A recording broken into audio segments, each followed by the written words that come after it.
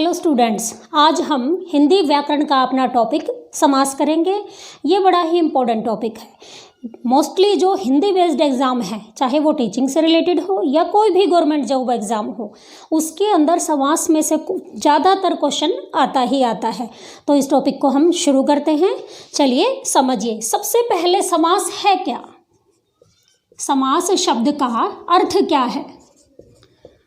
समास शब्द का अर्थ है संक्षिप्त, या आप कह सकते हो संक्षिप्तीकरण।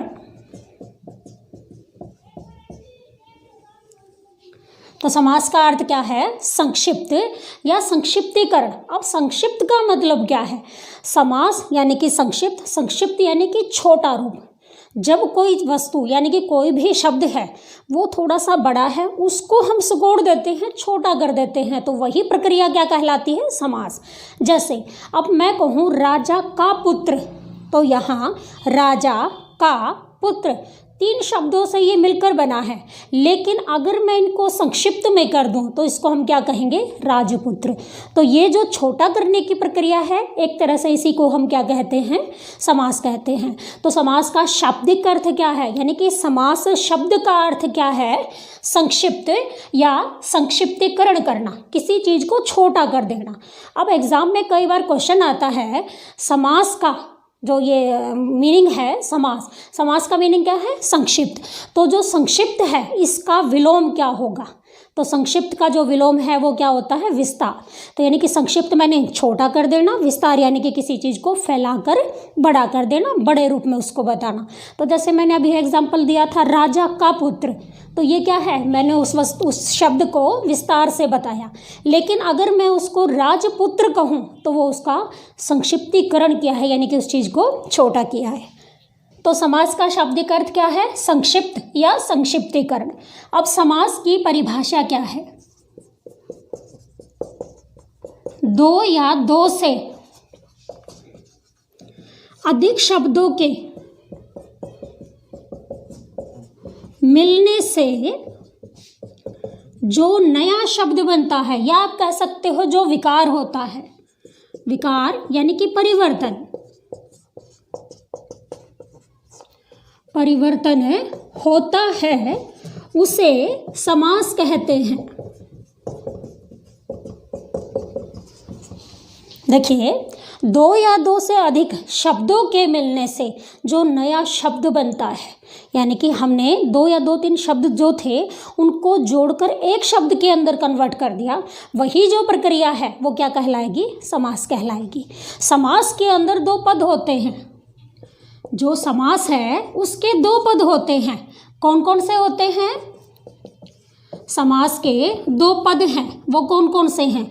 जैसे मैंने अभी शब्द बोला था राजपुत्र, तो ये जो राजपुत्र शब्द है 2 पदों के मेल से बना है।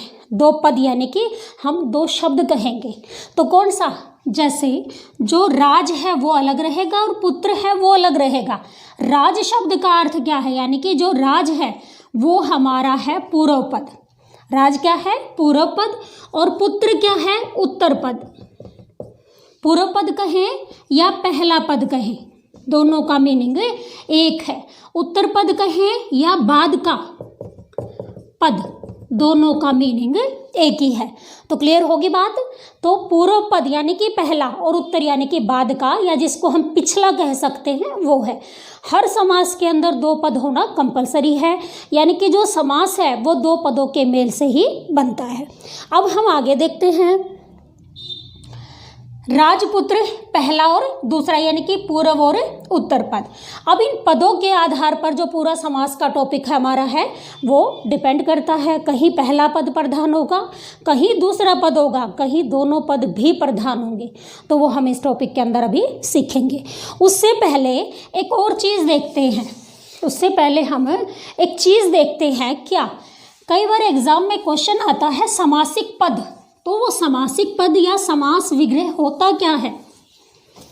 समासिक पद यानी कि समासिक प्रक्रिया से, समासिक प्रक्रिया से जो शब्द बनते हैं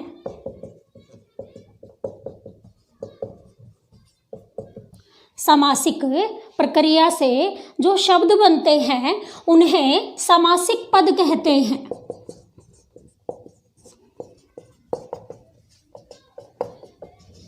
उन्हें सामासिक पद कहते हैं। जैसे हम कहें बंधन मुक्त,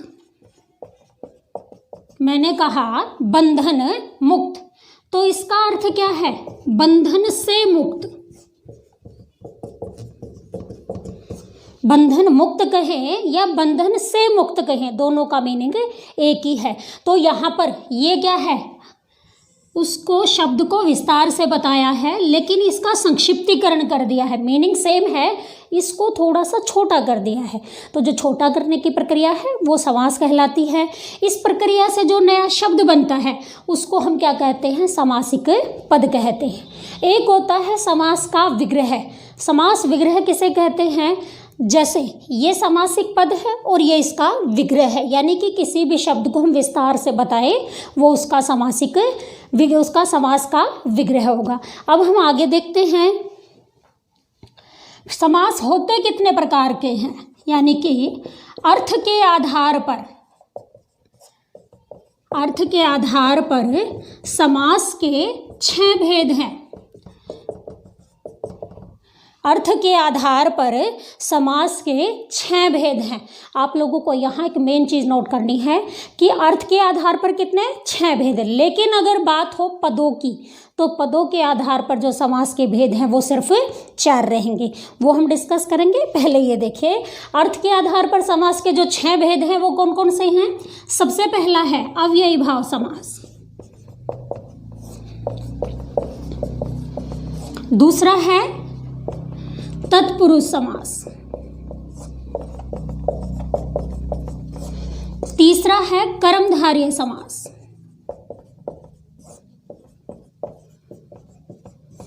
चौथा है द्विगु समास,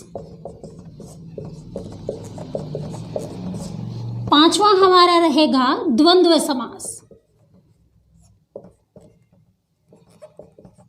और छठा रहेगा बहुव्रीहि समास। बहुव्रीहि नहीं होगा, बहुव्रीहि, पहले ब आएगा उसके बाद व, तो दोनों में डिफरेंस रहेगा। बहुव्रीहि समास। तो इस प्रकार से अर्थ के आधार पर समास के 6 भेद हैं, ये आपको ध्यान रखना है। क्वेश्चन आता है अर्थ के आधार पर समास के कितने भेद हैं, तो 6 भेद हैं। लेकिन अगर बात हो किसकी? पदों की। कौन से पद? जो थोड़ी देर पहले हमने पहला और बाद का, यानी कि प्रथम और उत्तर, यानी कि पूर्व और उत्तर पद बात की थी जिसके बारे में, अगर उनके आधार पर पूछा जाए तो समास 4 प्रकार के हैं। तो ये आप नोट डाउन करेंगे। अर्थ के आधार पर समास के 6 भेद हैं, लेकिन किसके आधार पर? पदों की प्रधानता के आधार पर।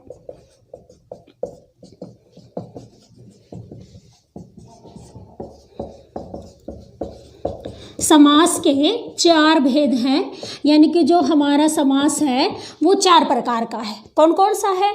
सबसे पहला है पूर्व पद कहें या पहला पद प्रधान समास। पूर्व पद या पहला पद प्रधान समास वो कौन सा होता है? अव्ययी भाव समास। वो कौन सा रहेगा? अव्ययी भाव समास। दूसरा है उत्तर पद, यानी कि बाद का पिछला पद प्रधान समास। इसके अंदर कौन कौन से समास आएंगे? सबसे पहले हम डालते हैं तत्पुरुष समास, दूसरा रहेगा कर्मधारय और तीसरा रहेगा इसी के अंदर द्विगु समास। तीसरा कौन सा रहेगा? द्विगु समास। तो क्लियर है बात? यानी कि तत्पुरुष, कर्मधारय और द्विगु के अंदर, इन तीनों के अंदर ही उत्तर पद प्रधान है। उत्तर यानी कि बाद का, यानी कि पिछला पद प्रधान। तीसरा है दोनों पद प्रधान समास, यानी कि ऐसा कौन सा समास है जहां दोनों पद प्रधान होंगे, और वो होगा हमारा द्वंद्व समास।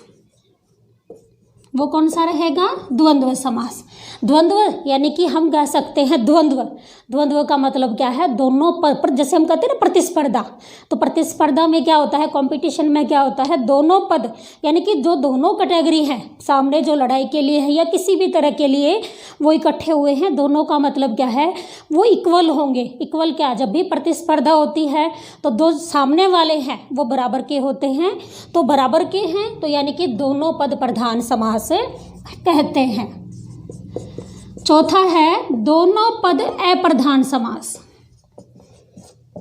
यानी कि इसमें कोई भी पद प्रधान नहीं होता, ना पहला ना दूसरा, लेकिन जो मेन बात हमारी रहेगी वो क्या रहेगी? यहाँ पर दोनों पद अप्रधान हैं, लेकिन यहाँ हम लिखेंगे विशेष पद प्रधान, तो तीसरा ब्रैकेट में यहाँ लिखती हूँ, यानी कि तीसरा या विशेष पद प्रधान,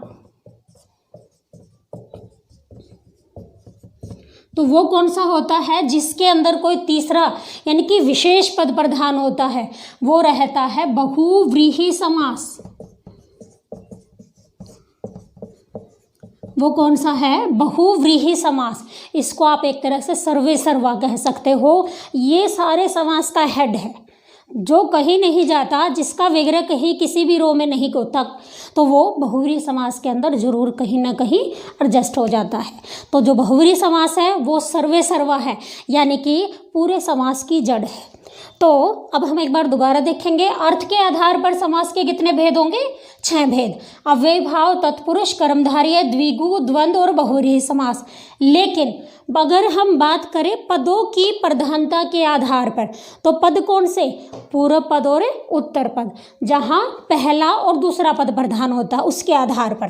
तो जहाँ पहला पद प्रधान होगा वो समास कौन सा रहेगा? अव्ययी भाव समास। जहाँ उत्तर पद बाद का पद प्रधान होगा वो कर्मधारय, तत्पुरुष और द्विगु समास। तीसरा है यानी कि दोनों पद प्रधान समास, वो होंगे द्वंद्व समास में, जहाँ दोनों पद मिलकर किसी तीसरे विशेष पद की तरफ संकेत करते हैं, उसको हम क्या कहते हैं? बहुव्रीहि समास। चलिए अब हम अपना टॉपिक आगे स्टार्ट करते हैं। ये चीज़ आपको क्लियर हो गई होंगी। अब हम अव्ययी भाव समास कर रहे हैं।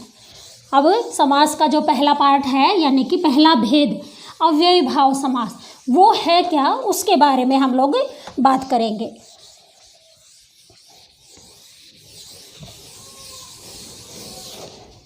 चलिए देखते हैं। पहला है अव्ययी भाव समास।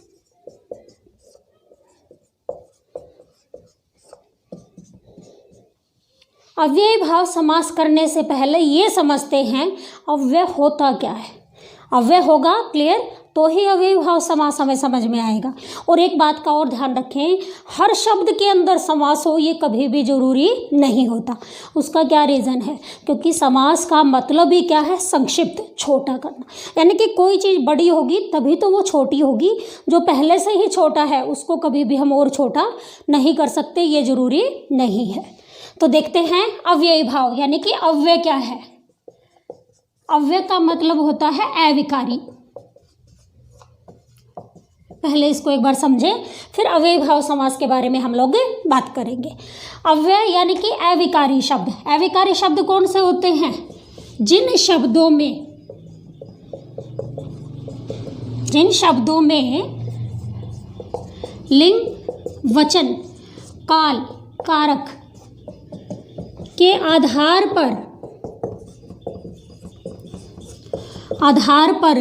मूल शब्द का रूपांतरण नहीं होता, यानी कि मूल शब्द में कोई परिवर्तन नहीं होता, उन्हें अव्यय यानी कि अविकारी शब्द कहते हैं। अव्यय कहें या अविकारी, दोनों का मतलब एक ही होता है। वो कौन से शब्द होते हैं जिसके अंदर कोई चेंज नहीं होता? सिंपल भाषा में हम समझ सकते हैं, जैसे ऐसे शब्द जो ऐसे शब्द जो किसी दूसरे शब्द के आगे जुड़कर एक नए शब्द का निर्माण कर दे। यानी कि बिल्कुल आसान शब्दों में हम कहें जो, यानी कि ऐसे शब्द होंगे जो किसी दूसरे शब्द के साथ जुड़ेंगे, यानी कि बहुत सारे शब्दों के साथ वो जुड़ सकते हैं। फॉर एग्जाम्पल जैसे हम कहें यथा, हर, भर, प्रति, बे, अनु, आ, ये शब्द हैं, यानी कि जिसको हम उपसर्ग के रूप में भी काम कराते हैं, उपसर्ग के रूप में भी प्रयोग करते हैं। अब जैसे यथा है, यथा से हम शब्द बनाते हैं यथा संभव, यथामति, यथाकर्म, यथा संदेह, यानी कि बहुत सारे शब्द बनते हैं। हर के आगे हम शब्द जोड़ देते हैं, हर रोज, हर दिन, हर माह। प्रति से भी शब्द बनते हैं। तो यानी कि एक तरह से ये जो शब्द हैं इनके ऊपर किसी भी लिंग का, वचन का, काल का, कारक का कोई इफेक्ट, कोई प्रभाव नहीं पड़ता। तो ये शब्द क्या कहलाते हैं? अव्यय कहलाते हैं, अविकारी शब्द कहलाते हैं। तो क्लियर है अव्यय का अर्थ क्या है। अब अव्ययी भाव समास क्या है वो हम समझते हैं। तो देखिए अव्ययी भाव समास कौन से होंगे, यानी कि परिभाषा मैं आपको देती हूँ। जहाँ पूर्व पद प्रधान हो और वह एक अव्यय हो, पहला पद प्रधान होगा और वह एक अव्यय यानी कि अविकारी शब्द हो, अव्यय हो, वहाँ अव्ययी भाव समास होता है। वहाँ अव्ययी भाव समास होता है। अब देखिए तो क्लियर है बात। तो अव्ययी भाव समास का अर्थ क्या है? जहाँ पूर्व पद प्रधान हो, यानी कि पहला जो पद है वो मुख्य हो और जो उत्तर पद है वो गौण हो, तो वहाँ पर कौन सा समास हो जाएगा? अव्ययी भाव समास हो जाएगा। ये आप लोगों को ध्यान रखना है। अविकारी और अव्यय होते क्या है ये मैंने आपको पहले ही बता दिया है। दोनों में एक ही मीनिंग है, डिफरेंस क्या कोई भी नहीं है। कौन से शब्द हैं, यानी कि अव्ययी भाव समास की पहचान कौन सी है? कहाँ अव्ययी भाव समास होता है? यथा, हर, भर, प्रति, बे, अनु, आ, और एक होता है यावत, या हम कह सकते हैं पुनरावृत्ति। यथा, हर, भर, प्रति, बे, अनु, आ, यावत और पुनरावृत्ति, ये शब्द जहाँ होंगे, पुनरावृत्ति का मतलब क्या है? एक ही शब्द सेम मीनिंग के साथ दो बार आ जाए एक ही मीनिंग के साथ, तो वहाँ पर भी अव्ययी भाव समास होता है। और जहाँ ये शब्द होंगे, ये इसकी पहचान है किसकी? अव्ययी भाव समास की, तो वहाँ पर अव्ययी भाव समास होना ही होना है। चलिए अब इसके एग्जाम्पल देखते हैं, इसके उदाहरण कौन से हैं किसके? अव्ययी भाव समास के। चलिए अब हम करते हैं अव्ययी भाव समास।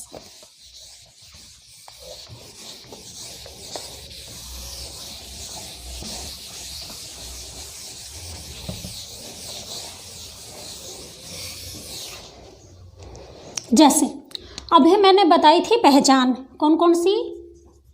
यथा, हर, भर, प्रति, बे, अनु, आ,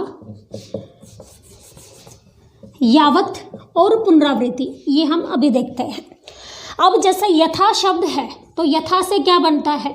हम कहें यथाशक्ति, यथा विधि, यथा कर्म, यथेष्ट, यथा संभव, कितने भी शब्द बना दीजिए।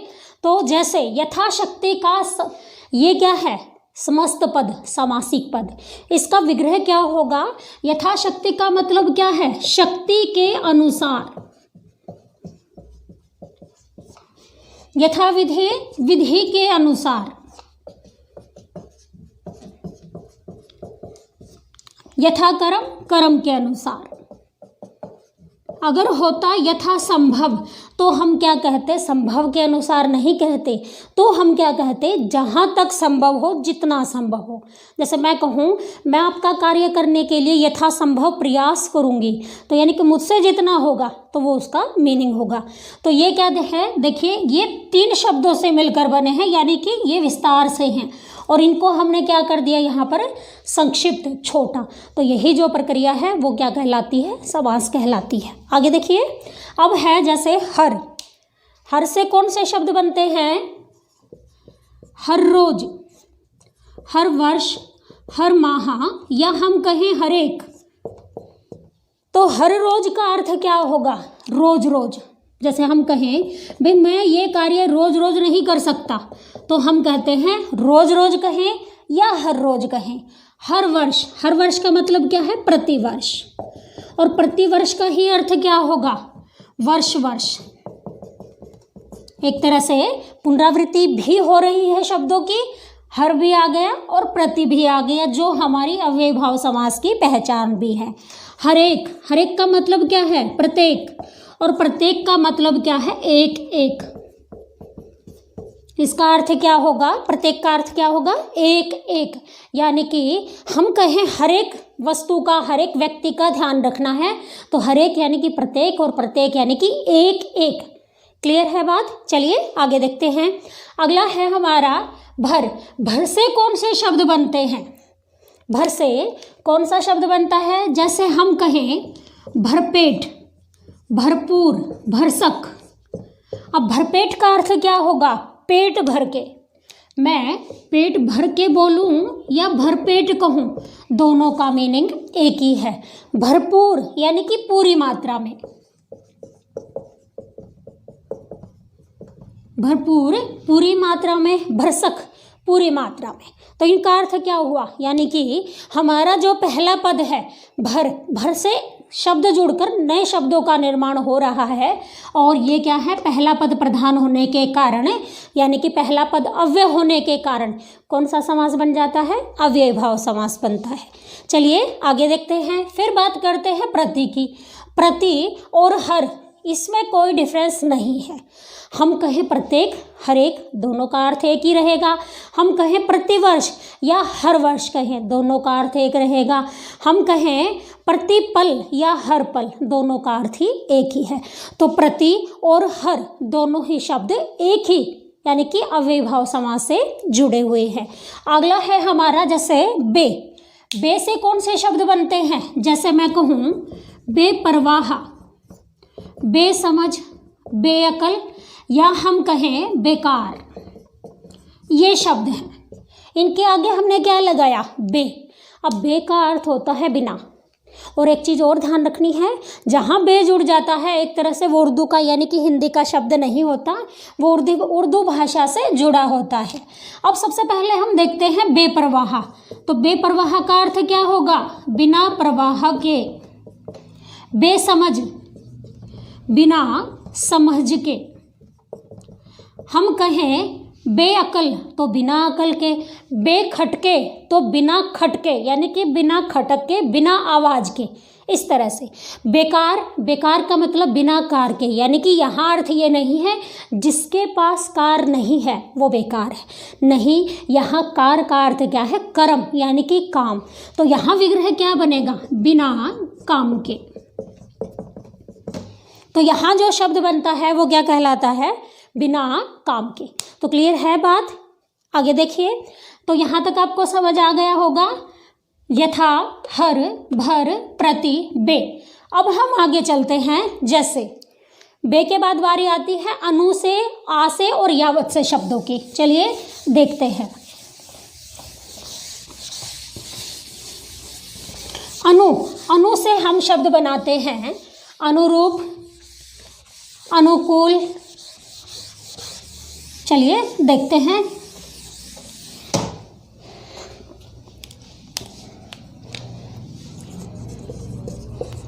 अनुरूप, अनुकूल। अनुरूप का अर्थ क्या है? रूप के अनुसार। आप रूप के योग्य भी कह सकते हैं। अनुकूल, अनुकूल का मतलब क्या है? स्थिति के अनुसार। अनुकूल का मतलब क्या होगा? स्थिति के योग्य या स्थिति के अनुसार। अगला हमारा शब्द है आ। आ से किन शब्दों का निर्माण होता है? जैसे आजन्म, आजीवन, आमरण, आसमुद्र, ये शब्द हैं। चलिए आगे देखते हैं। आजन्म, आजन्म का अर्थ क्या होता है? जन्म से लेकर या हम जन्म से पहले कह सकते हैं। ये कम यूज होता है, लेकिन जन्म से लेकर, आजन्म का अर्थ क्या होगा, जन्म से लेकर। आजीवन, आजीवन का अर्थ क्या होगा, जीवन भर। आमरण, मरने तक। जैसे हम कहते हैं ना भाई किसी ने, या हम कहें कोई भी नेता है उसने आमरण अनशन किया है, यानी तक, मरने तक। आ का मतलब यहाँ क्या रहेगा, तक रहेगा। हमारा अगला शब्द है यावत। यावत है, ये संस्कृत का है, संस्कृत के अव्यय के रूप में इसका प्रयोग होता है। तो एक शब्द है इससे बनता है जो यावत जीवन, या हम कह सकते हैं यावत जीवनम। अब यहाँ आपको एक छोटी सी बात समझ में लानी है, देखना है उसको थोड़ा सा ध्यान से। यावत संस्कृत के अकॉर्डिंग है और आ दोनों का अर्थ एक ही है। हम आजीवन कहें या हम यावत जीवनम कहें, दोनों का मीनिंग एक ही है, इसमें कोई डिफरेंस नहीं है। तो आजीवन कहें या यावत जीवनम, दोनों का जो अर्थ है, विग्रह है, वो क्या बनेगा, जीवन भर बनेगा, क्योंकि दोनों एक ही मीनिंग को शो करते हैं। आगे चलिए, अब बात करते हैं पुनरावृत्ति की। पुनरावृत्ति का अर्थ क्या है, एक ही शब्द का सेम मीनिंग में रिपीटेशन हो जाना, एक ही शब्द की आवृत्ति बार बार आना। तो वो कौन से शब्द होंगे वो और देखेंगे।